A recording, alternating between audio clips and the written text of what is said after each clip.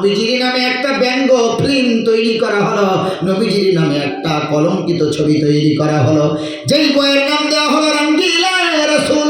সেই ইংরেজের সময়ে আমার নবীর ব্যাপারে একটা ফিল্ম তৈরি করা হলো, কলকাতার সিনেমা হলে এই ফিল্মটা চালানো হলো।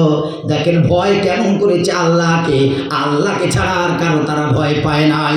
পাকিস্তানের পেশোয়া নামক জায়গায় দুই সন্তানের বাড়ি, একজনের নাম হলো আব্দুল্লাহ আর একজনের নাম হলো আমির আলী।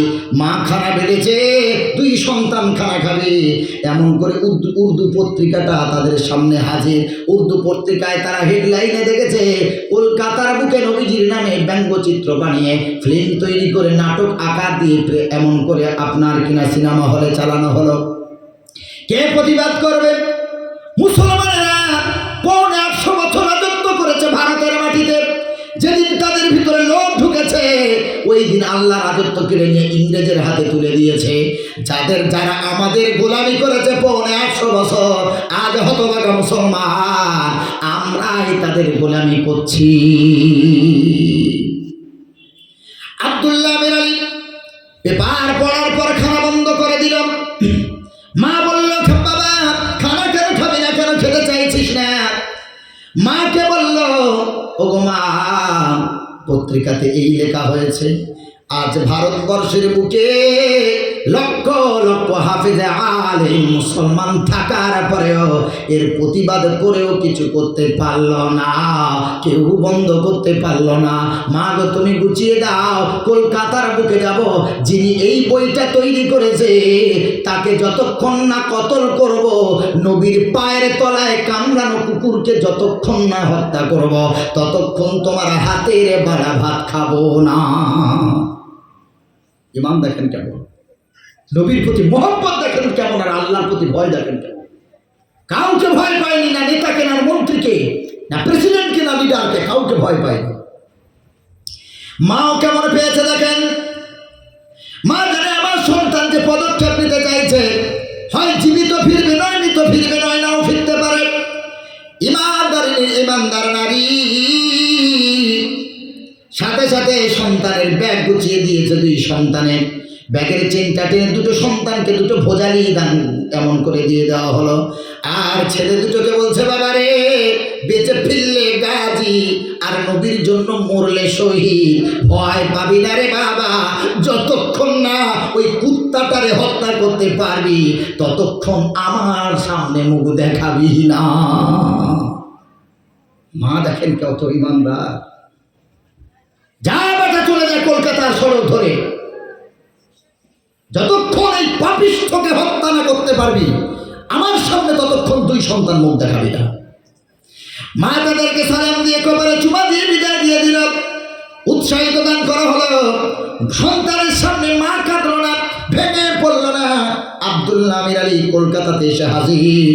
কলকাতার সিনেমা হলে যখন উঠলো, কোথায় সেই ডিরেক্টর, কে লিখেছে এই ফিল্মটাকে বানিয়েছে, বলল বাবা সাহেব 2 তলা আছে কাঁচের ঘরে, চলো ওখানে যাই। কে এসেছে? বললো সুদূর পেশোয়া থেকে, পাকিস্তান হতে আব্দুল্লাহ আমির আলী নামে 2 সব ছেলে এসেছে। শো টাইম এখন, প্রথম শো শেষ হলে দ্বিতীয় শো তোমরা দেখবে। বললে আমরা পরে দেখব। সেই পেশোয়া থেকে এসেছি, যিনি লিখেছে তার জন্য বড় উপহার নিয়ে এসেছি, গিফট নিয়ে এসেছি, তাকে প্রদান করব। কোথায় আছে বাবা? বললো 2 তলায় আছে। কলিং বেল মারা হলো, গেট খুলে দেওয়া হলো। 2 সন্তান ঢুকলো। এমন হৃষ্টপুষ্ট যুবক। ওই ডিরেক্টর বলল, কে বাবা, তোমাদের নাম কি? বললো আমার নাম আব্দুল্লাহ। আর একজন বললো আমার নাম আমির আলী। কোথা থেকে এসেছ? শুধু পাকিস্তানের পেশোয়া থেকে এসেছি। কি কারণে এসেছ? আপনি যে এই বই লিখেছে আপনাকে উপহার দিতে এসেছে, আমরা তো খুশি হলাম। ডিরেক্টর হাত বাড়িয়ে আছে। আব্দুল্লাহ আমির আলী। ডিরেক্টর বলছে, কোথায় উপহার? তাড়াতাড়ি দাও। কি এনেছো আমার জন্য? তাড়াতাড়ি দাও। তাদের ভালো জায়গায় বসতে দিল। আব্দুল্লাহ আব্দুল্লাহ আমির আলীকে যখন উপহার চাওয়ার জন্য হাতটা বাড়িয়ে দিয়েছে, দুই ভাই ব্যাগের চেনটা টেনে দুটো ভোজালি পার করে, আব্দুল্লাহ ছিল বড়, এমন করে কোপ বসিয়েছে কোমর থেকে দুটো হয়ে গেছে। আমির আলী ছিল ছোট, দ্বিতীয় কোপটা ঘাড়ে মেরেছে, শরীর থেকে মুন্ডুটা আলাদা হয়ে গেছে, ছিন্ন ভিন্ন হয়ে গেল। রক্ত রাঙানো হাত, রক্ত রঞ্জিত তলোয়ার, রক্তে ভিজে গেছে তাদের জামা কাপড়, গোটা গায়ে রক্ত লেগে আছে। কলিকাতার সড়ক হতে যখন হেঁটে যায়, মুসলমানেরা বলল, আয় আয় আয়, ওরে আব্দুল্লাহ আয়, আমির আলী আয়।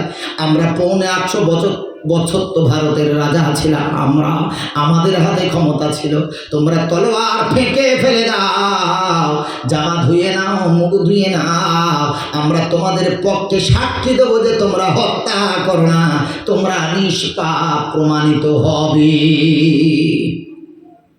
তোমরা নিরপরাধ প্রমাণিত হবে। আব্দুল্লাহ আমির আলী যেন কোনো কথায় কর্ণপাত করে না, তলোয়ার উঁচু করে কলকাতার সড়ক হতে যায়। থানাতে ফোন করা হয়ে গেল, গাড়ি চলে এলো, প্রশাসন চলে এলো, সবাই তাদেরকে যে এমন করে গাড়িতে ভরলো, চলে গেল থানায়। বিচার হবে কোর্টে। কি বিচার? বললো আব্দুল্লাহ আমির আলীর এই অপরাধের, এমন অপরাধ করেছে, এই অপরাধের শাস্তি একমাত্র ফাঁসি। ফাঁসির রায় কার্যকর হল। সব পত্রিকায় লেখা দেওয়া হয়ে গেল সকাল 10টায় ফাঁসি হবে। মুসলমানেরা জায়গায় জায়গায় প্রতিবাদের আওয়াজ তুলেছে, লড়াই শুরু হয়ে যাবে, অগ্নিগর্ভ এলাকা হয়ে যাবে। মুসলমানেদের এইরকম দেখার পর তারা তখন বলল, আমরা গোপনে ফাঁসির সময়টা আমরা পাল্টে দেবো, যাতে মুসলমানেরা টেরে না পায়।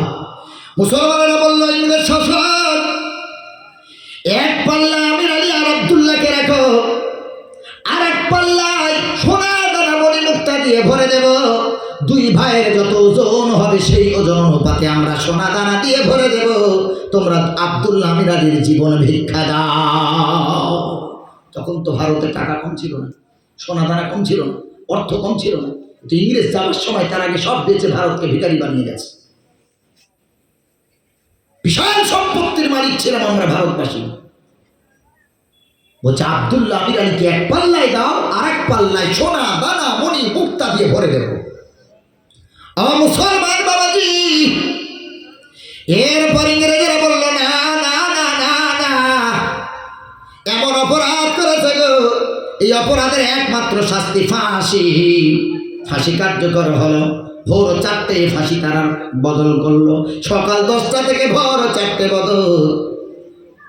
ফাঁসির আগের দিন আব্দুল্লাহ আমির আলীকে ডেকে বলা হলো, ফাঁসির আগের দিন আব্দুল্লাহ আমির আলীকে বলা হলো, শোনো, কি জীবনে চাও, কি খেতে চাও, যদি সুন্দরী নারী চাও তো দেওয়া হবে, সম্ভব করার জন্য টাকা পয়সা চাও দেওয়া হবে, রাজত্ব চাও দেওয়া হবে, ক্ষমতা চাও দেওয়া হবে, শুধু মৃত্যু ভিক্ষা ছাড়া যা চাইবে সব তোমাদের দেওয়া হবে। আব্দুল্লাহ ছিল বড়, বহুদিন দুই ভাইয়ের কোনো দেখা নাই, আলাদা আলাদা কক্ষে তাদেরকে ধরে রেখেছে। আব্দুল্লাহ বলো, শোনো হে, টাকা চাই না, ক্ষমতা চাই না, কিছুই চাই না, মায়ের মুখটাও দেখতে চাই না, আমরা নারীও চাই না, কিছুই চাই না, তবে শেষ একটা আশা আকাঙ্ক্ষা, আমাদের দুই ভাইকে এক রুমে দেওয়া হোক। বহুদিন আমরা দুই ভাইয়ের মুখ দেখি নাই, তাদের এই কথাটাকে অ্যাকসেপ্ট করা হলো, দুই ভাইকে এক রুমে দেওয়া হলো। আমির আলীকে আব্দুল্লাহ রুমে যখন ঢোকানো হয়, আব্দুল্লাহ ছোট ভাইকে দেখে হাত দুটো বাড়িয়ে বলে, আয় ভাই, আয় আয় ভাই, আজ কতদিন আমি তোর দেখি নাই রে ভাই, আজ আমার জন্য তোর ফাঁসির দড়িতে চড়তে হবে, আয় আয়। দুই ভাই বুকের ভিতরে জড়িয়ে নিয়ে হাউমাউ করে কাঁদে। আব্দুল্লাহ বলে, আমির আলী এসো, আজ যে আল্লাহর জন্য, নবীর জন্য আজকে শহীদ হতে চলেছি, ওই আল্লাহর কাছে দোয়া চাই, আয় যে নবীর জন্য জীবন দিতে চলেছি, ওই নবীকে আমরা একবার স্বপ্নে দেখতে চাই। আব্দুল্লাহ ওই জেলের কক্ষে আল্লাহর কাছে হাত তুলে দোয়া চাই, আল্লাহ তোমার নবীর সম্মান রক্ষার্থে আল্লাহ তোমার রাস্তায় শহীদ হতে চলেছি, আয় আল্লাহ আখেরি পয়গম্বরকে স্বপ্নে একবার দেখাও। দুই ভাই দোয়া করতে করতে ঘুমিয়ে পড়েছে। আল্লাহর নবী সাদা পাগড়ি পরে এসেছেন, জোরে বলেন সুবহানাল্লাহ। জুব্বা পরে এসেছে, সেটাকে বলে আব্দুল্লাহ আয়, আব্দুল্লাহ আয়, আয় আব্দুল্লাহ আয়। আমি নবী আমাকে এত মহব্বত করেছি, ভালোবেসেছি, আল্লাহ ছাড়া আর কাউকে ভয় পাইনি। আয় আল্লাহ দোয়া কবুল করেছে, আমি নবী তোদের কাছে এসেছি রে, আয় একটু তোরা মুখটা হা কর। আমি নবী হাউজে কাউসারের পানি এনেছি, আমার হাতের পেয়ালার পানি তোরা পান করে প্রশান্তি লাভ কর।